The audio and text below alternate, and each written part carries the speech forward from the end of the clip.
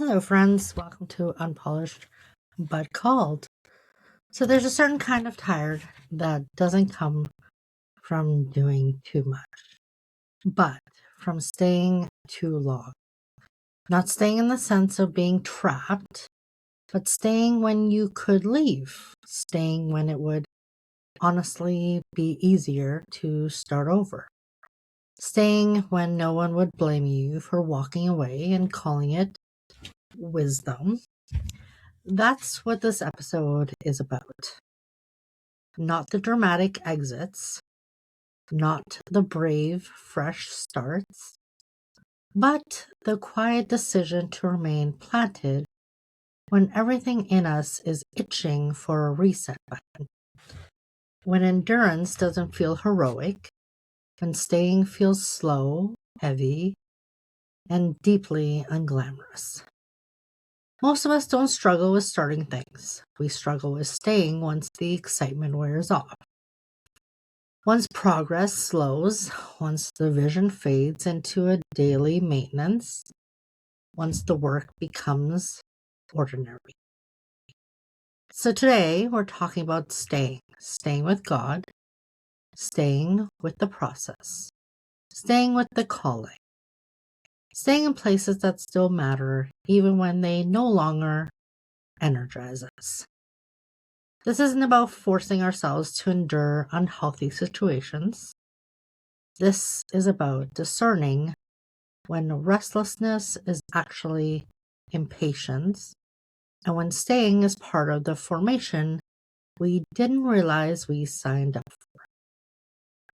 Most of us have felt that pull, the quiet voice that says, you could just start over. New place, new rhythm, new people, new version of yourself. It's tempting because restarts come with hope built in. They feel clean, they promise momentum, they offer relief from the weight of what hasn't worked yet. And there's nothing wrong with fresh starts. Sometimes they're necessary. Sometimes they're life-giving. But sometimes the desire to restart isn't about discernment at all. Sometimes it's about exhaustion. Staying requires energy. Restarting feels like relief. When we're tired, staying can feel like stagnation. We start interpreting slowness as failure, familiarity as limitation. The ordinary grind as a sign that we've missed our moment or settled for less than God intended. And that's when endurance starts to feel suspicious. We don't usually say, I don't want to endure. We say things like, maybe God is doing something new. Or, I think I've outgrown this season. Or, I feel like I'm being called somewhere else. And sometimes those statements are true. But sometimes they're just a spiritual sounding way of saying, I'm tired of waiting for fruit. The hard part is that endurance doesn't come with immediate validation. There's no applause for staying, no clear marker that says, yes, this is still the right place. Most of the time, staying looks exactly the same day after day. Same responsibilities, same people, and same struggles. Same unanswered prayers. That repetition can wear us down. We start to wonder whether staying is actually faithfulness or just fear of change. Whether endurance is obedience or avoidance. Whether God wants us to persevere or pivot. Those questions aren't wrong. They're necessary. But they become dangerous when we let discomfort make the decision for us. Because endurance often feels uncomfortable by design. Staying stretches us in ways restarting never does. Restarting lets us reintroduce ourselves. Endurance forces us to be known. Restarting allows us to curate a new environment. Staying requires us to grow within the one we already have. Growth inside familiarity is slow. There's no novelty to distract us from our own patterns. No newness to mask unresolved issues. Staying keeps us face to face with ourselves.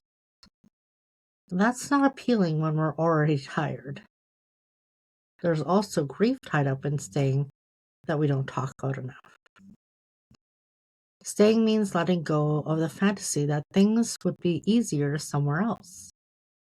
It means accepting that some struggles are portable, that some work follows us no matter where we go. Restarting feels like control. Staying feels like surrender. And surrender rarely feels grounding in the moment.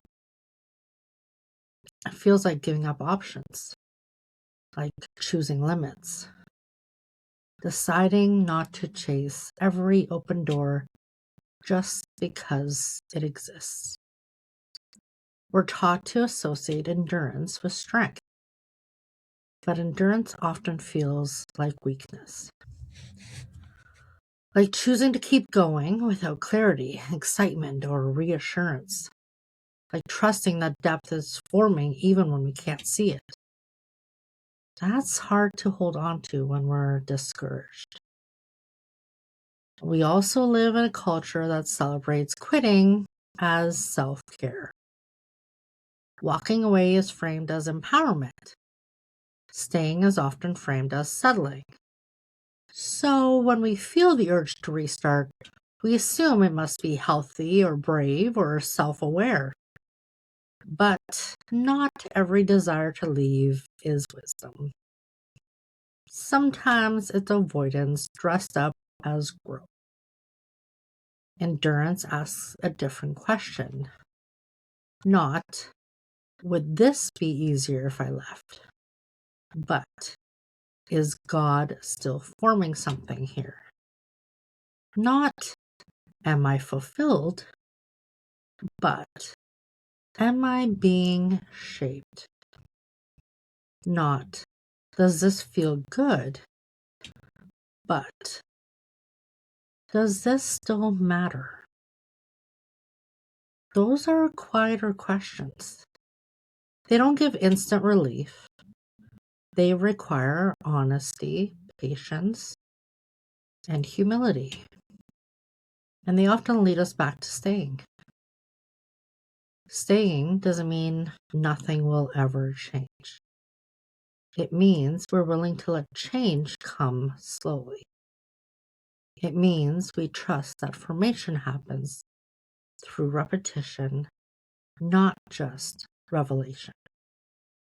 It means we're open to the idea that the work God is doing in us may be more important than the outcome we're waiting for. And that kind of trust doesn't feel inspiring. It feels grounding. And grounding isn't flashy. It doesn't rush. It holds steady when everything in us wants movement. If we're feeling the pull to restart right now, it's worth asking whether that pull is coming from clarity or fatigue, whether it's about calling or comfort, whether we're being invited to leave or invited to endure. Because sometimes staying isn't about staying forever. It's about staying long enough to be changed. Once we accept that the urge to restart isn't always guidance, something shifts. We stop assuming that discomfort means misalignment. We stop interpreting restlessness as direction. And we begin to consider the possibility that endurance itself might be part of the calling. And that's not a popular idea. Endurance doesn't sell well. It doesn't promise quick results or visible success. It doesn't make for exciting stories, but it does something deeper. It builds resilience. It forms patience. It teaches us how to remain rooted when circumstances don't improve quickly. And there's a kind of strength that only develops through staying. Not the strength that comes from pushing harder, the strength that comes from continuing faithfully when motivation fades. The strength that knows how to hold steady without constant reinforcement. The strength that doesn't require novelty to keep going. That strength isn't loud. It doesn't announce itself. It just shows up again the next day. Endurance changes how we relate to time. We stop expecting everything to resolve quickly. We stop demanding immediate growth. We begin to understand that formation unfolds at a human pace, not a digital one. That shift can be uncomfortable, especially if we've tied our sense of purpose to progress. When progress slows, we feel like we're losing ground. But endurance reframes progress entirely. It teaches us that showing up consistently is progress, even when outcomes lag behind effort. Staying teaches us how to live without constant feedback. There's no scoreboard for faithfulness, no weekly report card, no visible metric that confirms we're doing it right. Endurance asks us to trust that obedience matters even when it doesn't feel productive. And that's not easy. But it does something important inside us. It loosens our grip on control. It humbles our expectations. It invites us into a deeper reliance on God's timing rather than our own urgency. We also discover that staying reveals things about us that restarting never would. Patterns we would have carried elsewhere become visible. Reactions we would have blamed on circumstance start to look more like formation opportunities. Staying holds up a mirror. That mirror can be uncomfortable, but it's also where growth happens. Endurance doesn't mean tolerating harm. It does mean ignoring red flags. It doesn't mean ignoring red flags or suppressing discernment. It means staying present where God is still working, even when that work is slow, hidden, or repetitive. There's a difference between endurance and resignation. Resignation numbs us. Endurance engages us. Resignation gives up hope. Endurance chooses hope even when it's quiet. That kind of hope doesn't depend on circumstances improving. It rests on trust that God is faithful even when outcomes are delayed. Staying also teaches us how to live without escape fantasies. We stop imagining that everything would be fixed if we just changed environments. We start addressing what's actually being formed in us. And that's grounding.